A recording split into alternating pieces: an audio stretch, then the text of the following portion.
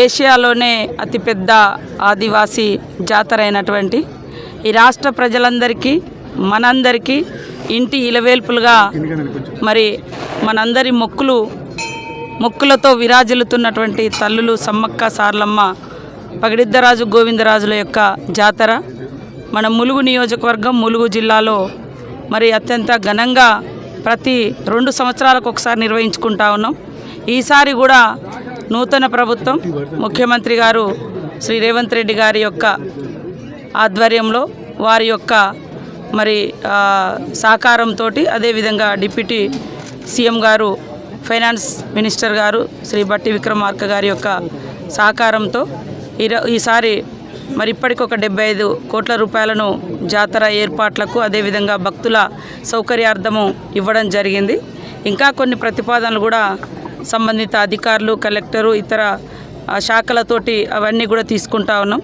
భక్తులకు ఎక్కడ కూడా ఎలాంటి ఇబ్బందులు లేకుండా అందరం అధికారులు ప్రజాప్రతినిధులు ఒక టీమ్గా మరి పూజా విధానానికి ఎక్కడ విఘాతం కలిగించకుండా ఆదివాసీ సాంప్రదాయాలకు ఎక్కడ ఆటంకం జరగకుండా అత్యంత వైభవంగా నిర్వహించాలని మేమందరం కూడా భావిస్తాం. బయట నుంచి వచ్చేటువంటి భక్తులు కూడా ఎవరికి వారు క్రమశిక్షణగా వ్యవహరిస్తే ఈ ప్రాంతం అంతా కూడా మరి పరిశుభ్రతతో ఉంటుంది.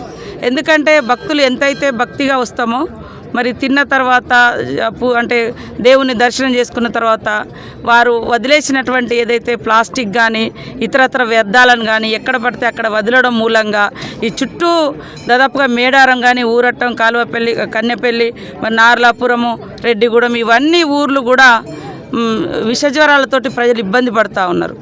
మనం తీసుకున్నటువంటి జాగ్రత్తలు కూడా చాలా ఇంపార్టెంట్. కాబట్టి అంటే నిన్నటి వరకు చాలా పనులు కూడా టెండర్ దశ అయిపోయినాయి, ఇంకా కొన్ని ఉన్నాయి. ఎందుకంటే కొత్తగా ప్రభుత్వం వచ్చింది, మరి సకాలంలో నిధులు విడుదల చేయడానికి ఎలక్షన్స్ కూడా మనకు ఉండడంతో ఇబ్బంది అయింది. అయినా కూడా అధికారులందరినీ మేము వేగవంతం చేస్తూ ఉన్నాం. అధికారులందరికీ కూడా నేను ఒకటే సూచిస్తూ ఉన్నా, మంచిగా పనిచేయండి. ఇది మన వ్యక్తిగతమైన ఇళ్లలో పని కాదు, మన లోక కళ్యాణం కోసం, ప్రజలందరి సౌకర్యం కోసం, ప్రజలందరి విశ్వాసాలని భక్తిని కాపాడేటువంటి అతి గొప్ప మహాఘట్టం మహాజాతర సమ్మక్క సార్లమ్మ జాతర. ఈ జాతరలో పనిచేసేటువంటి ప్రతి అధికారి నిబద్ధతతో నిజాయితీతో అదేవిధంగా నాణ్యతతో కూడినటువంటి పనులు చేసినప్పుడే మనం కూడా సంతోషంగా ఉండగలుగుతాం. పనులు చేయనటువంటి వాళ్లకు ట్రాన్స్ఫర్స్ ఉండవు, కానీ ఇళ్లకైతే పోతారు. ఖచ్చితంగా ఏ వర్క్ చేసినా జాగ్రత్తగా ప్రజల కోసం చేసేటువంటి పని కాబట్టి అందరం బాధ్యతాయుతంగా పనిచేయాలని కూడా అధికారులకు సూచించడం జరుగుతుంది.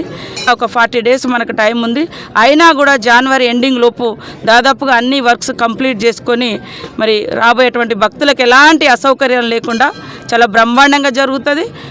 కాబట్టి సమ్మక్క సార్లమ్మ దగ్గర ప్రతి ఒక్కరు కూడా ఆహ్వానితులే. వారందరికీ ఇన్విటేషన్స్ కూడా ఇంపార్టెంట్. ఏదైతే అధికారులకు కానీ ప్రజాప్రతినిధులకు కానీ మినిస్టర్స్కి కానీ ఇతర రాష్ట్రాలకు కానీ తొందరలోనే ఐటీడీఏ పరిధిలో ఒక రివ్యూ ఏర్పాటు చేసి స్టేట్ లెవెల్లో కూడా మరి సీఎం గారి ఆధ్వర్యంలో డిప్యూటీ సీఎం గారి ఆధ్వర్యంలో కూడా ఒక రివ్యూ ఏర్పాటు చేయబోతున్నాం.